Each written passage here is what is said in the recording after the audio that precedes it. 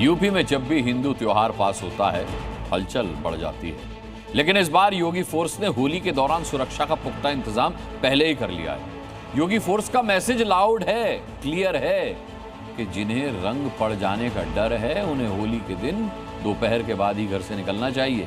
ये सुनिश्चित करने के लिए योगी फोर्स ने गुजिया मॉडल लॉन्च किया है। देखिए।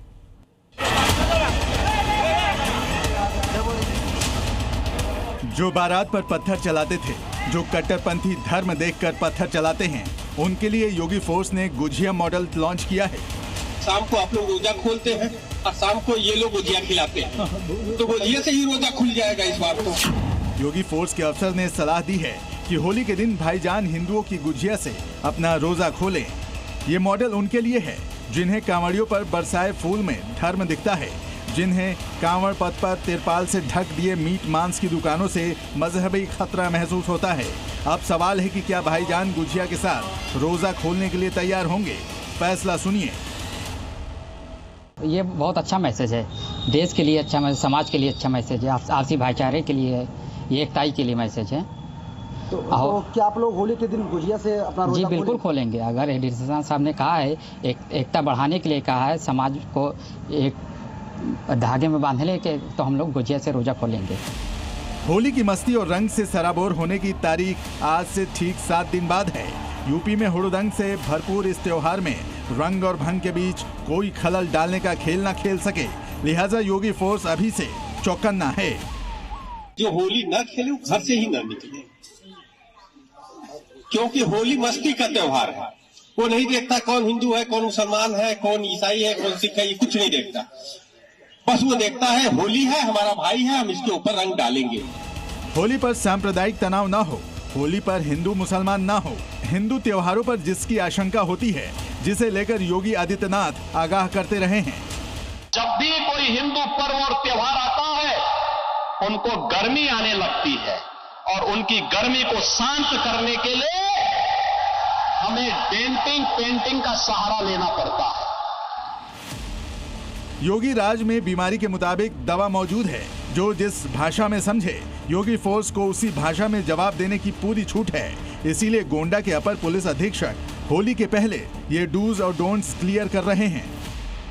जिसको होली न खेलना हो, जिसको रंग से परहेज हो, जो न वो घर से न निकले, घर ही में रहे, क्योंकि मस्ती का त्योहार है। इस मस्ती के त्योहार में कुछ लोग हैप्पी मूड में भी आ जाते हैं। जब हैप्पी मूड में आ जाते हैं तो उनको समझाना संभव नहीं। पिछले साल भी रमजान के दौरान ही होली पड़ी थी, तब संभल में योगी फोर्स के धुरंधर पुलिस अफसर ने भी ऐसा ही मशवरा भाईजान को दिया था। जुम्मा साल में 52 बार आता है, होली साल में 1 बार आती है। तो मुस्लिम समुदाय के लोगों को यदि किसी को लगता है भाई आपको होली के रंग से आपका धर्म भ्रष्ट हो जाएगा या जो भी है, तो वो उस दिन ना निकले, घर से ना निकले। हालांकि जो मान गए वो ठीक, जो कानून तोड़ेंगे उनके लिए योगी फोर्स ने उचित उपचार के लिए ऐसा प्लान बनाया है कि माहौल खराब करने वालों की रूह कांप जाएगी, जिसका ट्रेलर गोंडा के पुलिस अफसर ने दिखा दिया है। तो उन्होंने एक समाज में जो अच्छा संदेश है उन्होंने देने का काम किया है कि अगर भाई किसी गुजिया से अगर रोजा कोई खोलना चाहता है, कोई उस पर आपत्ति नहीं किया है या कोई दबाव डाल के नहीं कहा, कि सामाजिक सद्भाव के लिए उन्होंने कहा है। मुझे नहीं लगता है कि वो कोई गलत बयान है। हिंदुओं की होली और मुसलमानों का रमजान, मतलब सबको अपना अपना त्योहार मनाना है, पर कानून व्यवस्था तो योगी फोर्स को ही संभालनी है ना, तो फिर पुलिस की नेक सलाह पर हंगामा क्यों? अगर हमें अगर जैसे हमें होली कोई इनकार नहीं है तो हमें कोई परेशानी नहीं है। अगर हमें परेशानी है तो हम अंदर रहें, सही तो है। कई मुसलमान बात तो भाईचारे की कर रहे हैं, पर जब वही भाईचारा निभाने की अपील योगी फोर्स ने की तो हंगामा खड़ा कर दिया जाता है। गोंडा के अपर पुलिस अधीक्षक का संदेश बहुत साफ है। जो होली न खेले वो घर से ही न निकले, क्योंकि होली मस्ती का त्योहार है।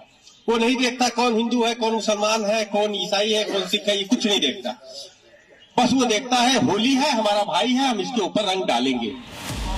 मौलाना को एएमयू में रमजान और इफ्तार से दिक्कत नहीं होती, लेकिन होली से बड़ी समस्या होती है। कांवड़ियों पर फूल बरसते हैं तो उन्हें जलन होती है, लिहाजा होली पर पाबंदी वाली पुलिस की अपील भी कुछ लोगों को रास नहीं आने वाली। ब्यूरो रिपोर्ट, जी मीडिया। क्या ओवैसी के गढ़ में हिंदुओं को भगाने की कोई बड़ी साजिश चल रही है? ये सवाल उठाने के पीछे हैदराबाद में मौजूद 400 साल पुराने हनुमान मंदिर में तोड़फोड़ मचाने वाली घटना है। यहाँ कट्टरपंथी आते हैं, मंदिर में हनुमान जी की प्रतिमा को खंडित करने का प्रयास करते हैं और बेखौफ होकर लौट भी जाते हैं। ऐसे में ये सवाल उठाना लाजमी है कि ओवैसी के गढ़ का औरंगजेब कौन है?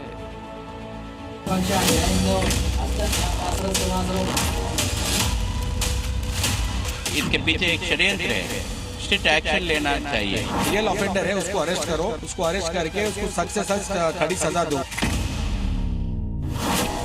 कट्टरपंथियों के निशाने पर हनुमान मंदिर। जय हनुमान ज्ञान गुण सागर। हनुमान जी की प्रतिमा को क्षति पहुंचाने की कोशिश। मंदिर के सामने हिंदू प्रदर्शन कर रहे हैं क्योंकि हिंदू मंदिरों, देवी देवताओं की प्रतिमाओं, शोभा यात्राओं को नफरती लगातार नुकसान पहुंचाने की कोशिश कर रहे हैं। इस बार ये दुस्साहस ओवैसी के गढ़ हैदराबाद में हुआ है। इसलिए हिंदू सवाल पूछ रहे हैं कि ओवैसी के गढ़ का औरंग कौन है?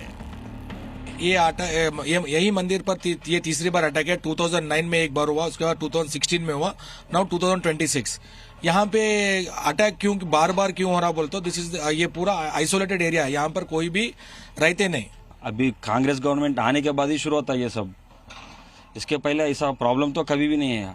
कांग्रेस गवर्नमेंट आके कम से कम 3 साल भी पूरा कंप्लीट नहीं हुआ, लेकिन जब तक कम से कम 80-90 हैदराबाद में 80-90 टेम्पल्स के ऊपर अटैक हुआ। जिस तरह हैदराबाद में द्विमुखी हनुमान जी के प्राचीन मंदिर में कट्टरपंथियों ने तोड़फोड़ की, उससे हिंदुओं में काफी रोष है। वो दोषियों पर कार्रवाई की मांग कर रहे हैं। सुरक्षा के लिहाज से पुलिस ने मंदिर के चारों तरफ सीसीटीवी लगा दिए हैं ताकि अगर फिर कोई हिंदुओं की भावनाओं को आहत करने की मंशा से मंदिर के करीब भी जाए तो वो इन सीसीटीवी कैमरों की जद में आ जाए। लोगों की शिकायत पर पुलिस ने जब मामले की तहकीकात शुरू की तो उन कट्टरपंथियों के चेहरे सामने आ गए जिन्होंने हनुमान मंदिर में तोड़फोड़ मचाई। पुलिस ने चारों आरोपियों को गिरफ्तार कर लिया। इनमें 3 आरोपी नाम